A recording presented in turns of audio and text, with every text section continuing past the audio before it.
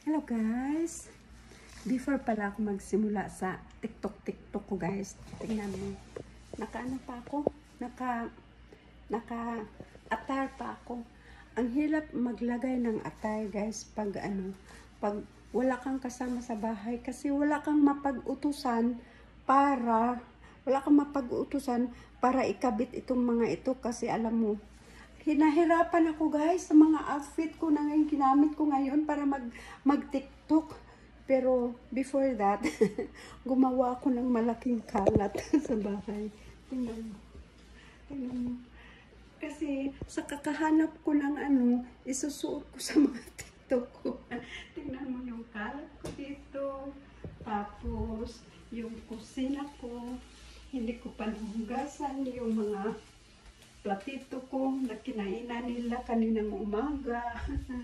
Tapos, ang dami ko pang lulutuin para sa pagkain ni Honey. Tapos, hindi pa ako nakapaglaba guys. Tingnan mo.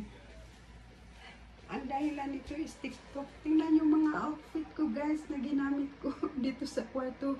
Naghanap ako ng mga accessories dito. Ito yung kinuha ko para i-wear ko, magsanta ko. Tingnan mo yung mga accessories ko. Hanap ako dito sa mga drawers ko guys. Yung kaya nakagawa ako ng malaking kalat. Hindi ko pa na-arrange yung mga damit ko na binihisan ko para lang maka-outfit ako guys. Iwan ko kung ano ba yung i-dance ko ngayon at tinignan mo, i-fix ko yung hair ko ba? Tingnan mo, tinifix ko pa yung hair pero hindi ko pa alam kung anong TikTok yung gagawin ko nito. Pinakita ko muna sa inyo kung sa ganitong outfit na ito, nakagawa ko ng malaking kalat dito sa bahay ko guys. So, I think ito muna yung last TikTok ko na gagawin bago ako. Kasi yung lalabhan namin guys, yun. Nag-off pala ako ngayon kasi wala nga akong gagawin na sa work. Kaya ito na yung pinaka-last ko na leave. Yung sick leave ko guys, ginamit ko pa talaga para lang makaskip ako ng trabaho today kasi nga wala kaming halos gagawin. Wala akong halos customer kaya in-skip ko ng isang araw. Pero pagkatapos nito wala na talaga akong leave, sick leave o saka vacation leave. Wala, ubos. Kaya yan, gumagawa ako ng mga TikTok ko muna. Binawa ko yung mga decorations ko.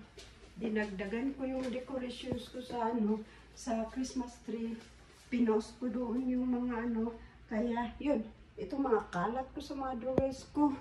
Malaking disaster itong gagawin ko for the whole day. Baka hindi ako makapagpahinga sa leave ko for today. Ang dami kong gagawin pero gagawa muna ako ng isang TikTok ha. Finally, sa itong suot ko.